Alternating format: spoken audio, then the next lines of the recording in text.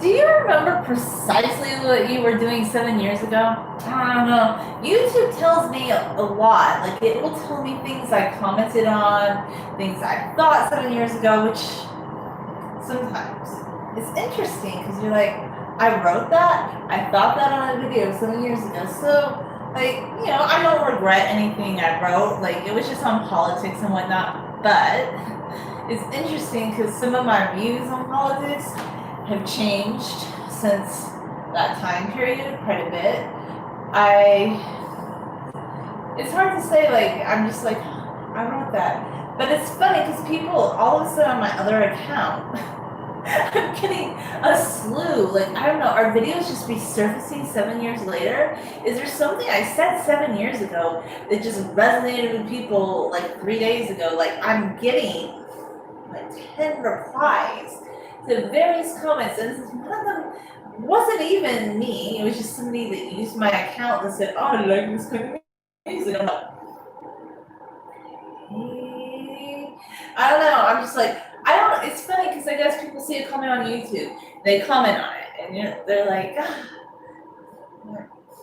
I wrote that 7 years ago.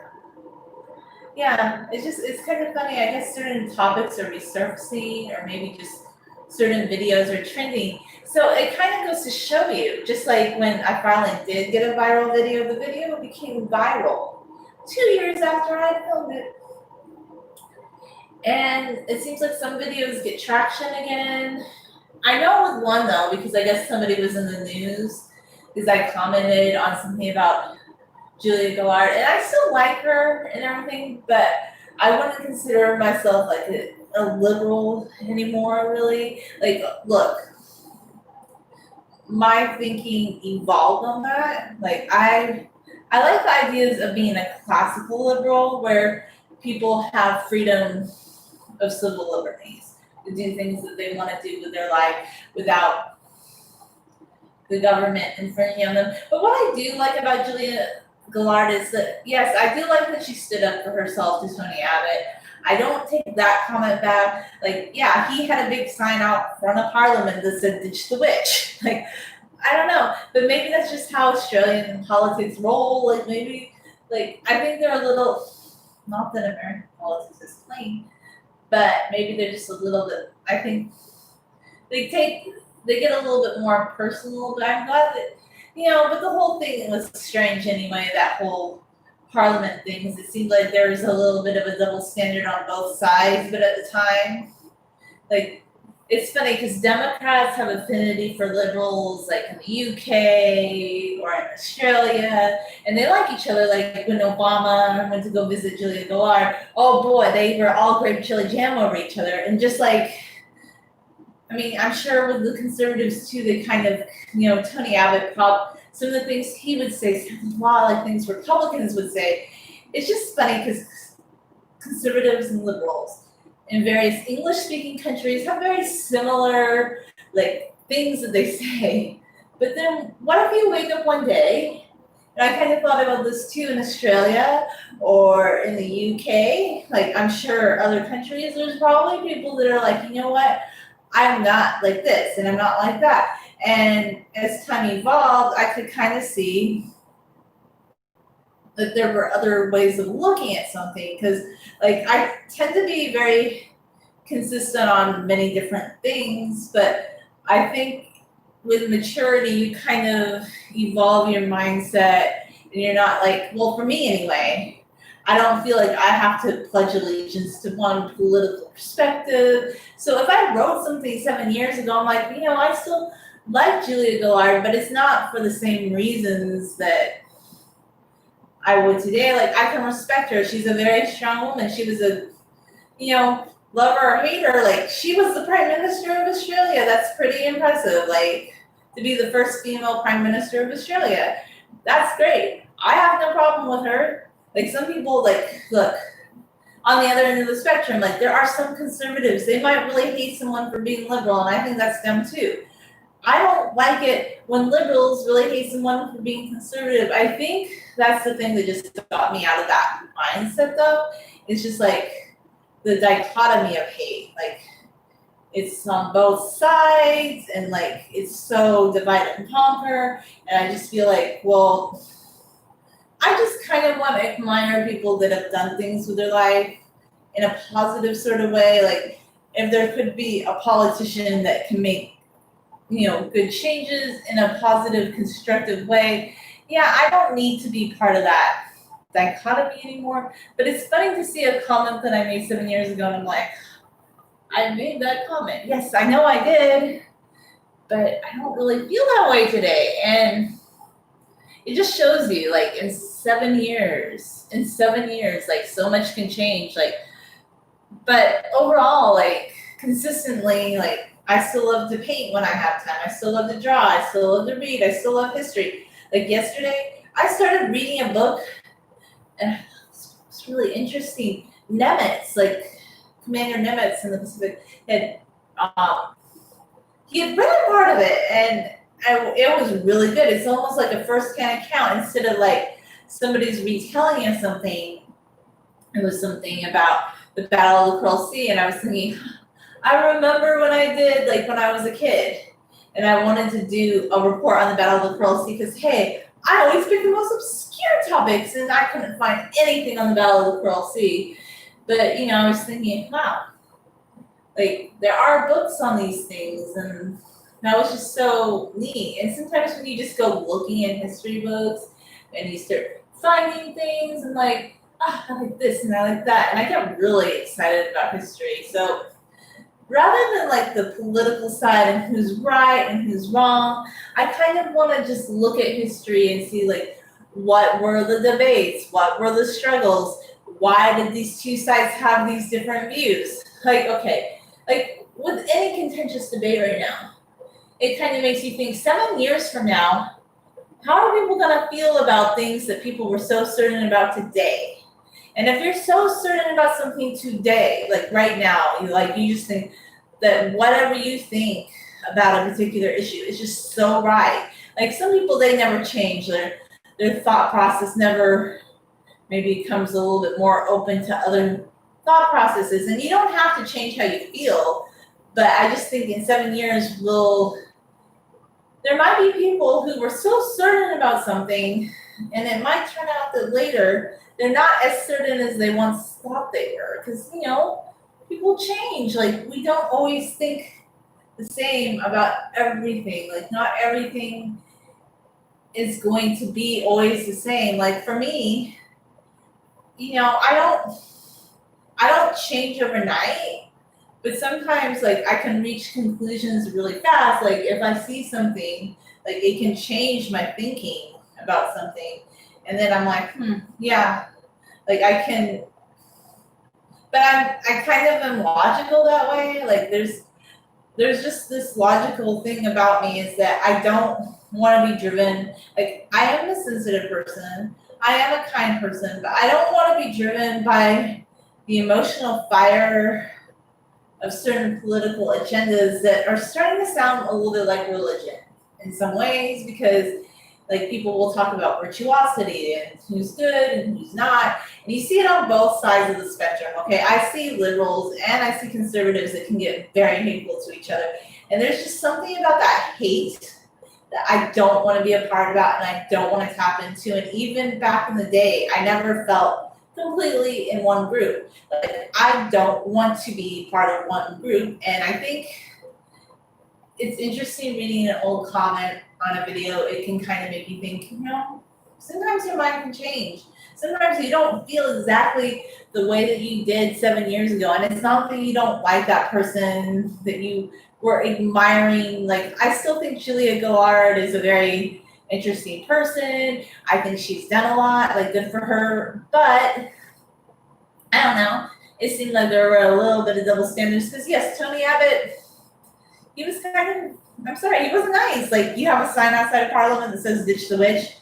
Yeah, some of the things he says are a little unsavory, but there was someone in the Labour Party that they kind of had issues too. And liberals, like, okay, Democrats, liberals, they will stick up for their own sometimes. And this is true with American politics too. Like, I'm not gonna vote for Joe Biden. Like everybody's like Biden this, Biden that. I don't hate him, but I definitely wouldn't be voting for him because if you're all about like, like does he have some issues? Like it's not even that I'm offended by anything he did. It's just like he's not perfect, okay? And he's not somebody like okay, we shouldn't have people that are that old running for that shouldn't be the candidate that they're putting up anyway. If the Democrats want to put him up, I'm like, no.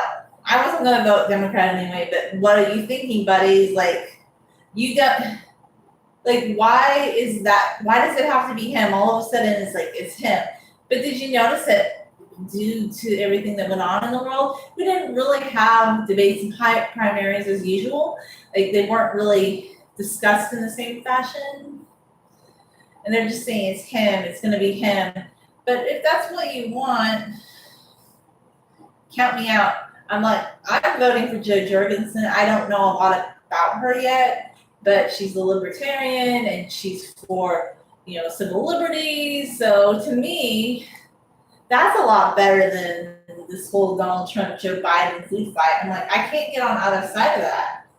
If you want to throw a lot of your energy and time away on those other sides, like on the food fight, that was another thing too, looking back on the comment that I made 7 years ago. I love history and I love learning and seeing how things change and evolve, but I just don't want to be so flip-floppy invested in a politician that I think they're the best, that nobody else can be good, that, if anybody doesn't think exactly like me, they're not a good person. Oh my gosh, I'm going to delete and block somebody on Facebook because they said something that doesn't agree with my political worldview.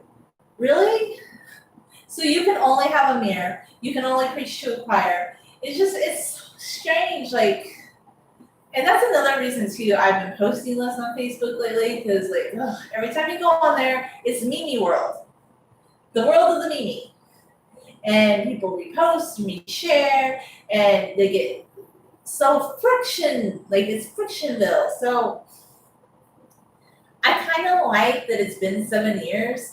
And I can see an old comment. I'm like, that's interesting that I thought that 7 years ago. It's not that I disagree with what I said back then, but I think the one thing that changes, I'm not so certain about a politician. I'm not like I think she's a great politician, but I can kind of see why the opposition maybe criticized her, but not that I agree with those signs that they made. But yeah, there were people in her own party that did things that were unsavory and she wouldn't call them out, but yet she was willing to call out Tony Abbott. So it was kind of like, yeah, I do kind of see like what they're saying now.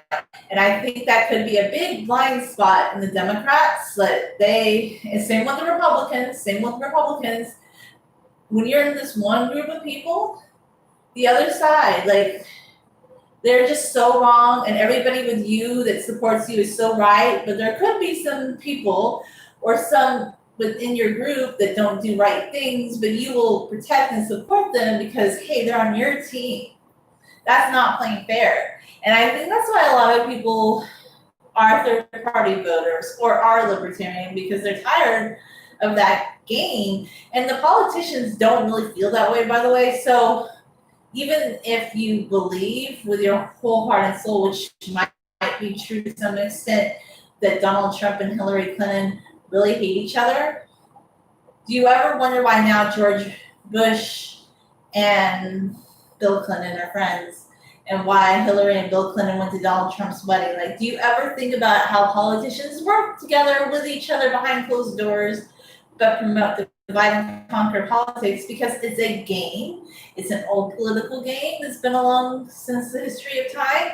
But if you want to expend a lot of your energy and soul in that political game and feel that your opposition is wrong and that you're good people and the only good people are people that mirror everything you're saying, I don't know. You can do that, but it seems like a lot of energy to me, and it starts to feel like a religion to me. So I choose to be a third-party voter for those reasons. You have to do whatever feels best to you. But yeah, that's my take on that. Hi. So yeah, sometimes I talk about history and politics, because why? Well, I was a history major. I love history. So, yes, I do talk about it sometimes and things like that. And I think about, but I also like hair. Like, that's another thing, too, that's kind of changed about me is 7 years ago, my hair wasn't this long. And I had no idea. Like, I liked long hair. I used to have, like, if you haven't seen my long hair journey video, you can go watch and see, like, how my hair's grown over the last 11 years. Like, I think, to be honest with you, I would say for sure, between 2011 and 2014, my hair would be on the longer side, but then I would kind of cut it back a lot. Because I think at that time I loved long hair, but I never thought my hair would be this long. Like, that was a revelation to me. And I think what changed my ideas on wanting to grow my hair long again was when I was younger, I had long hair. It was about tailbone length. But like I said, I don't think I took the best care of it because I wore it down all the time. And hair down is really beautiful, but that's just Damageville. Not down, but loose. I need to be very precise. Like, if you wear it loose all the time, even if, like, once your hair hits about shoulder length, if you're outside or walking around and doing things, if you don't have your hair, like, personally, I don't want to bun my hair, but I like to keep my hair in a braid because it prevents a lot of damage and breakage to me. And I know some people, they want to wear their hair loose all the time, but another reason I didn't like my hair loose when it was shorter was because that's when I used to get layered haircuts and you would in court and your hair would fall in your face. And I hated that. So even though I do have really long hair, like a year ago, one person was really surprised. They're like, oh my gosh, like, she never wears her hair down or like loose, because I was thinking, well, my hair is down, it's in a braid, but it's braided up and it's in the back of my head. So only on this channel really do I wear my hair loose, because out in the public day of life, my hair is never loose. So like, this channel kind of has a side of me that I just don't show to the general public, because the general public never sees my hair loose. I wear my hair down, but just to point out to that one hairstylist who said, oh, you don't like, it's funny that your channel's always wearing your hair down, but you wear it in a braid. Or you said you wear your hair in a braid. There's a difference, okay? He may be a hairstylist, but he doesn't know everything. There's a difference between an updo, a braid, and wearing your hair loose. And at the end of the day, it's funny now because, like, with the whole COVID situation, people are wanting to wear their hair up or pulled out of the way. But I've always kind of liked my hair off my face, because one of my pet peeves and one of the reasons I never really had bangs, even though I had them a couple times in my life, is when you would lean forward, bangs would get in your face or in your eyes, or just if I had like face framing layers, they'd fall into my face, and I hated that. Like, I always felt like I couldn't see properly, or it would totally annoy me, and then I'd be totally pushing my hair back constantly. I don't want to do that all the time. So for me, like, my favorite way to wear my hair, don't you like how I evolved from politics to hair? Well, hey, it's a hair channel, and this is a rambling channel, so there you go, Spaghetti-O. So, anyway, so I always wanted to wear my hair. I just wanted to wear my hair in a braid. Yeah. And I'll have to say, like, the treatments I've been doing on my hair, I don't think I wanted to do aloe vera gel again because it was so tingly and my hair was Tangleville. But I did have to say it made my hair really shiny, and then I did the Argan Oil leave-in shine-in thing. And it made my hair really, really shiny. And I've been very happy with it.